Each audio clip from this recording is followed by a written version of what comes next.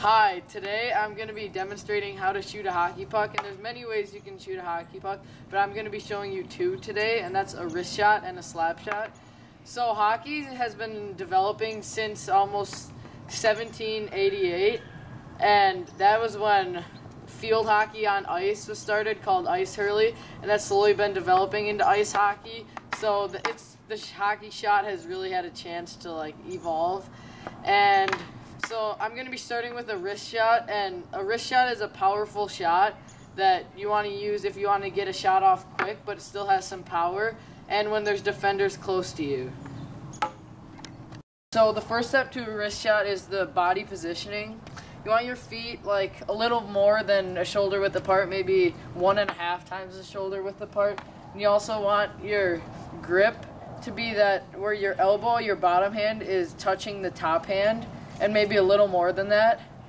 So about 1.5 foot apart. And you also want to be gripping the stick tightly.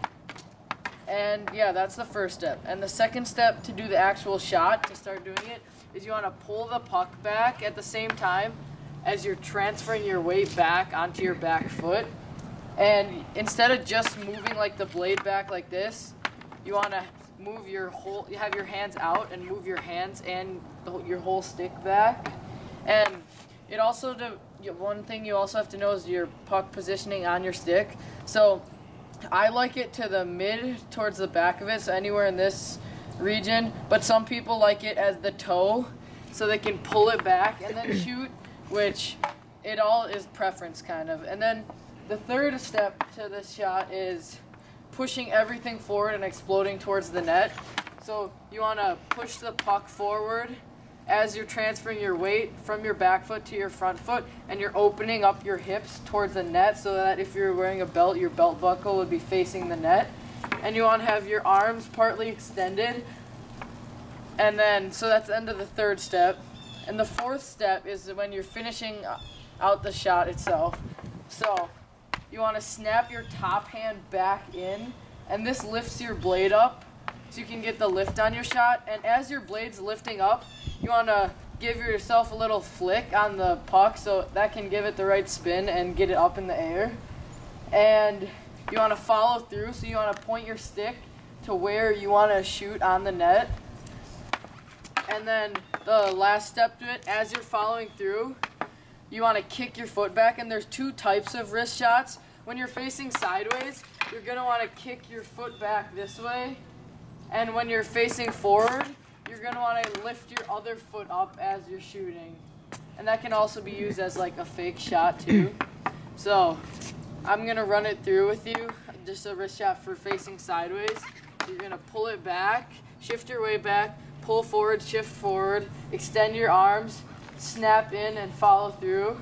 And then you can kick, but it's hard to do on shoes instead of on skates. And then the forward is the same thing. You can pull it back, push it forward, lift this foot up, and follow through. So I'm going to do a wrist shot for you now.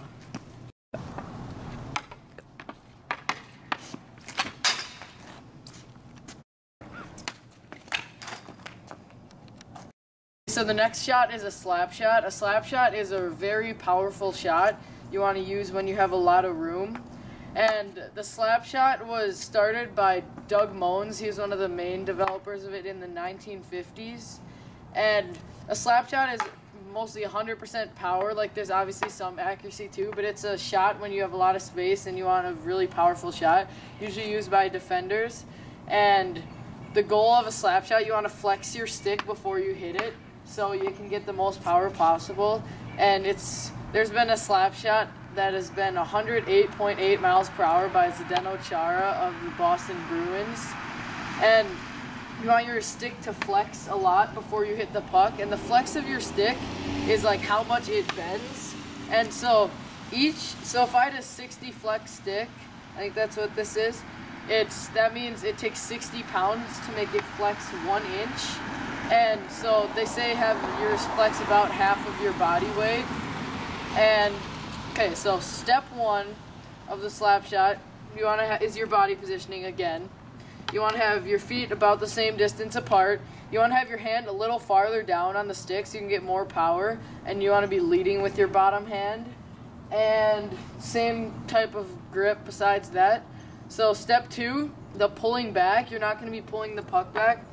You're going to keep it in the same spot. You actually want it a few inches in from your front foot and just a few feet out.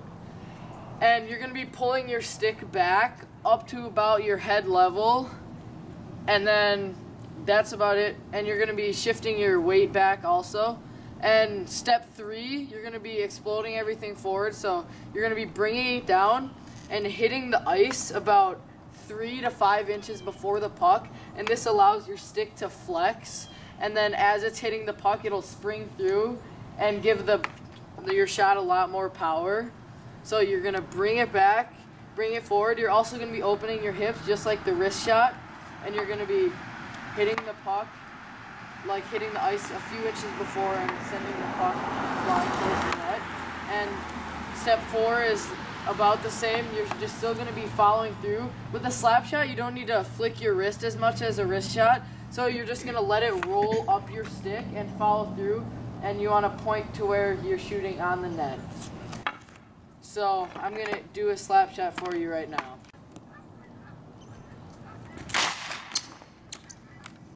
So that is how you can do a wrist shot and a slap shot. Now I've been working on and using these tips throughout 11 years of hockey so far, and so here is 2 clips of how much my shot has improved from day 1 to now.